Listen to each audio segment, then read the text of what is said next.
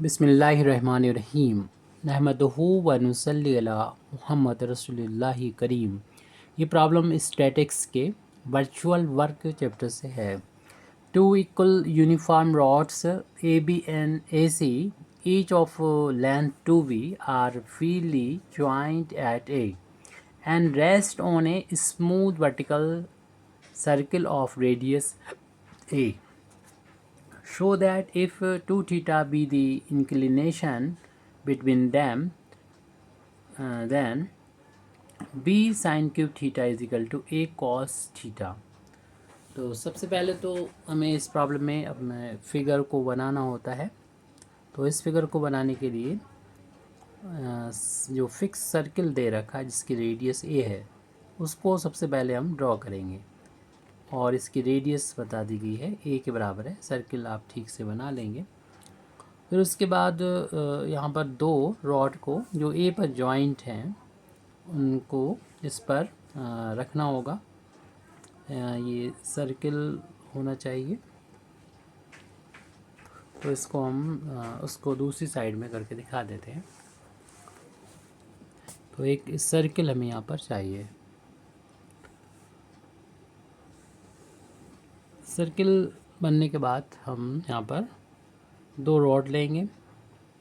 इसको इस तरीके से रख नहीं सकते, ए पर फिक्स है तो ए पॉइंट को ऊपर रखेंगे और इसको टच करता हुआ टेंजेंट की डायरेक्शन में ये दो रॉड होंगे और जो एक दूसरे से 2 थीटा एंगल पर इंक्लाइंड कर रहे होंगे, झुके होंगे। दोनों यूनिफॉर्म हैं और इस तरीके से दोनों की लेंथ भी सेम है। तो दोनों का ही जो सेंटर ऑफ ग्रेविटी है वो उनके मिड पॉइंट पर वर्क कर रहा होगा। तो माना कि ए बी का मिड पॉइंट G1 है और ए सी का मिड पॉइंट G2 है और इन्हीं मिड पॉइंट को मिलाने वाली जो लाइन होगी वो भी इनके एंगल बाइसेक्टर पर होगी। क्योंकि एंगल 2 थीटा है तो इसको अगर दो पार्ट में बांटेंगे एंगल को तो थीटा थीटा दो पार्ट में बट जाएगा। सिमेट्री से हम जानते हैं कि ये जो इनका सेंटर ऑफ ग्रेविटी होगा यानी इन दोनों जो रॉड हैं उनका, तो वो इनके मिड पॉइंट पर जी पर वर्क करेगा। और ये जो एंगल की जो कि 2 थीटा था थीटा थीटा में बढ़ जाएगा सिमेट्री से।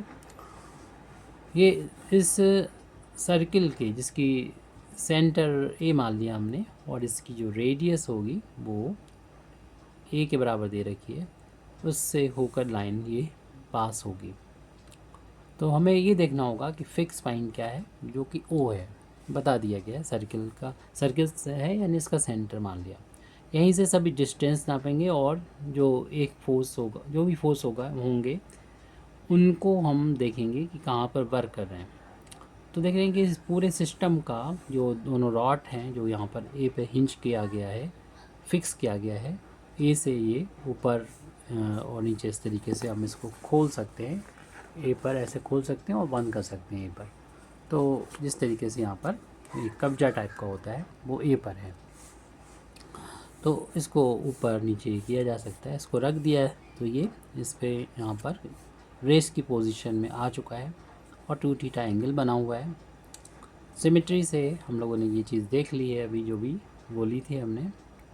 तो फोर्स इस पूरी बॉडी का जो फोर्स है जो वेट है वो जी पर नीचे की तरफ वर्क करेगा। इसका वेट W और इसका वेट अगर W है तो आपको मालूम है इसका वेट भी W ही होगा।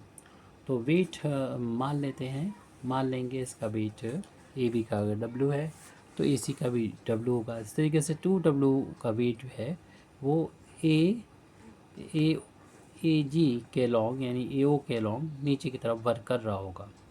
तो इस ओ से हमें इस जी का जहाँ पर ये वर्क कर रहा है यानी जी पॉइंट वहाँ पर डिस्टेंस फाइंड करना होगी यानी ओ से जी तक। तो इन्हीं चीज़ों को पहले हम नोट कर देते मतलब लिख लेते हैं इसको जो भी हमने अभी बात करी है। तो सबसे पहले तो जो हमें गिवन भी है उसको हम लिख लेते हैं कि let A B and A C be 2 rods. ये 2 रॉड्स हमको दे रखे हैं और ये जो रॉड हैं वो गिवन सर्किल पर रेस्ट में है और सर्किल वर्टिकल है. Let the centre of vertical circle be O. Radius इसकी ए के इक्वल दे ही रखी है. तो ये रॉड्स का जो सिस्टम है वो इस पर फिगर के अकॉर्डिंग ये इस तरीके से रेस में है और हमने G1 और G2 मान लिए थे सेंटर ऑफ ग्रेविटी. इसको यहाँ पर नोट कर देते हैं. Late G1 and G2 we, figure को ध्यान में रखेंगे, be the center of gravity of rod AB and AC respectively. फिर उसके बाद हम मान लेते हैं कि हर एक रॉड का जो वेट है वो इक्वल है. Late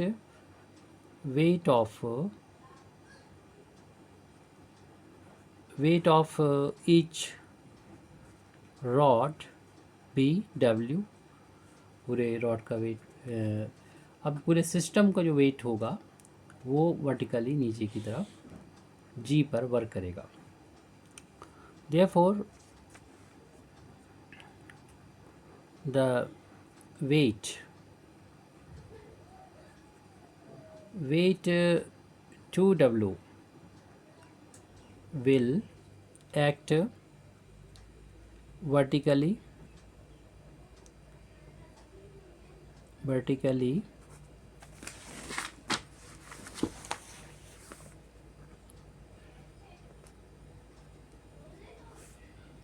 downward.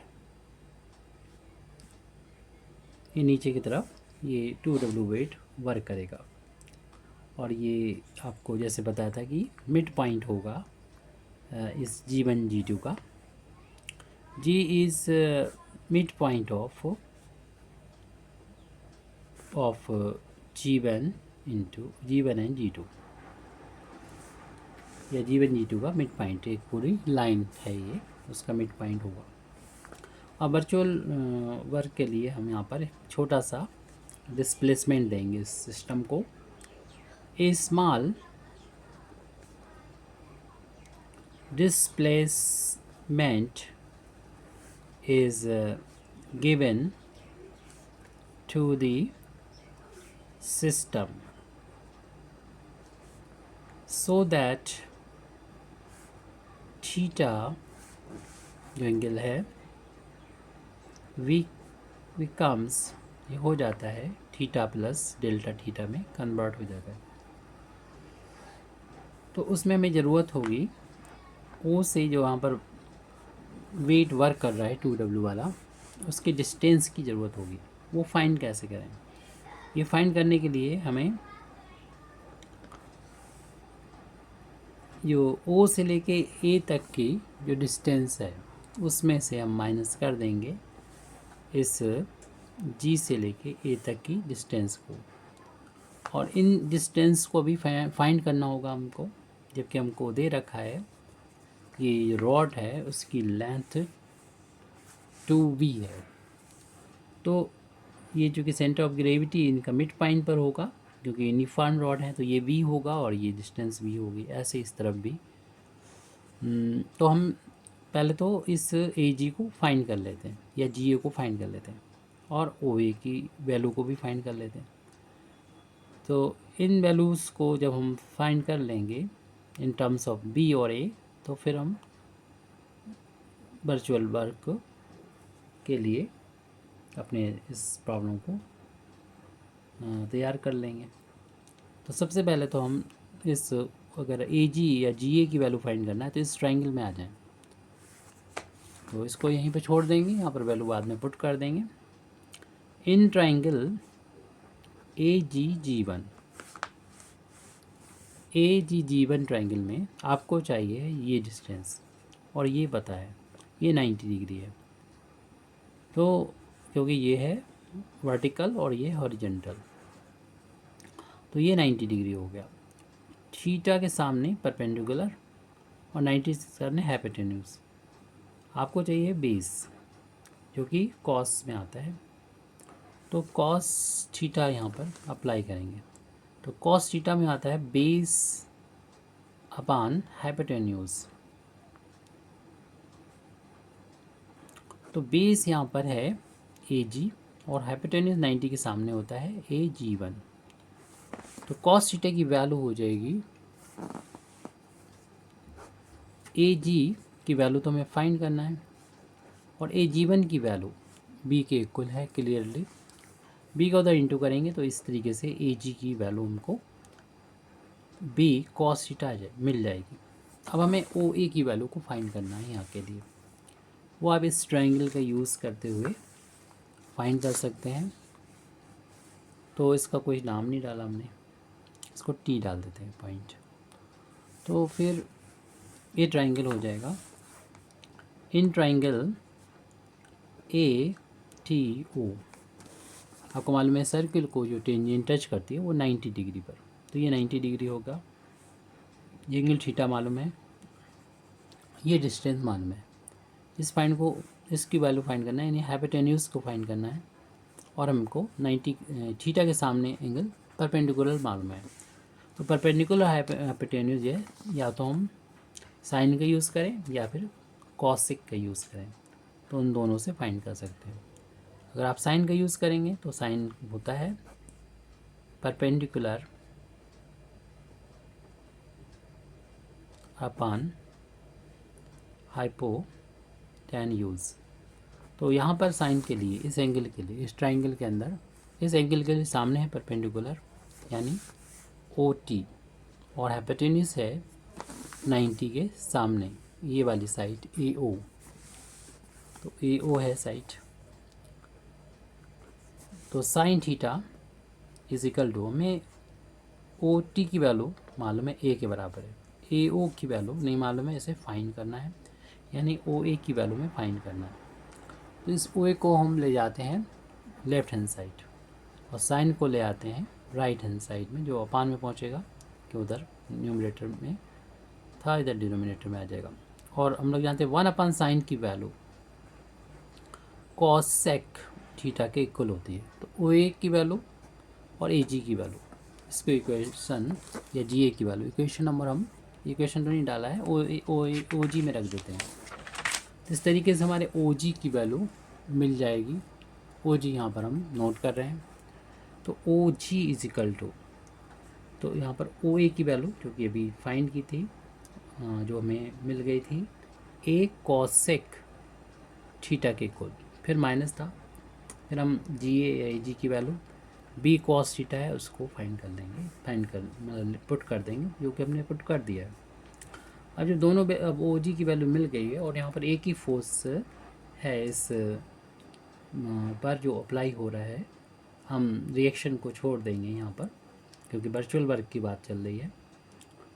तो by the principle of virtual work, तो देखना होता है कितना फोर्स लग रहा है, और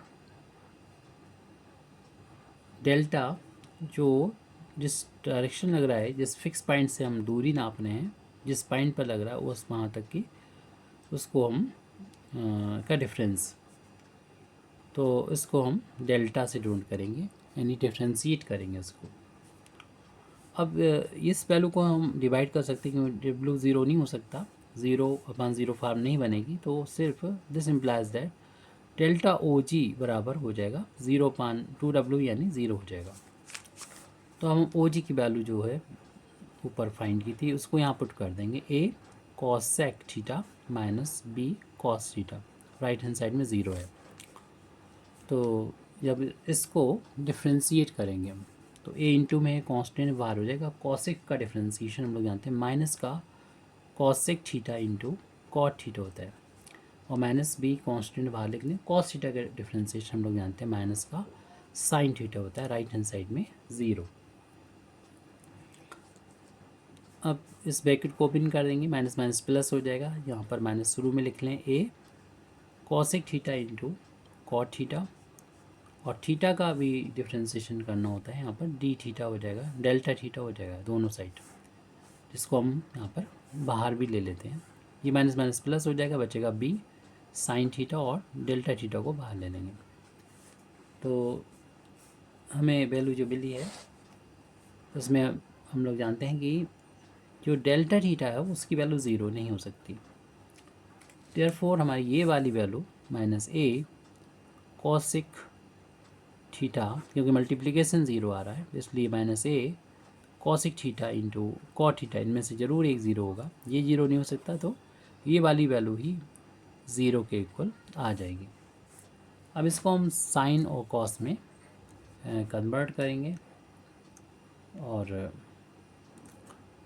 इस वैल्यू को प्लस करना है तो ट्रांसपोज कर दें, तो इस तरफ तो बी साइन थीटा है, उधर जाएगा ये, तो a cosec theta into cot theta हो जाएगा। अब हम यहाँ पर वैल्यू कॉसिक थीटा की पुट कर देंगे। कॉसिक की वैल्यू 1 साइन थीटा होती है, और कॉट थीटा की value cos theta upon sine theta होती है। तो b sine theta is equal to a, यहाँ पर sine into sine, sine square theta हो जाएगा, और कॉस थीटा यहाँ पर मल्टीपल में है। जब इसका उधर मल्टीप्लाई करेंगे लेफ्ट हैंड साइड में, तो हमें मिलेगा बी इंटू साइन की 2 पावर 1 पावर, ये साइन की हो जाएगी 3 पावर साइन क्यूब थीटा, और मिलेगा ए कॉस थीटा। इस तरीके से हमें जो प्रूव करना था वो प्रूव हो चुका है। Thank you very much Indeed for listening me, व आखिर दावाना अल्हम्दुलिल्लाहि रब्बिल आलमीन।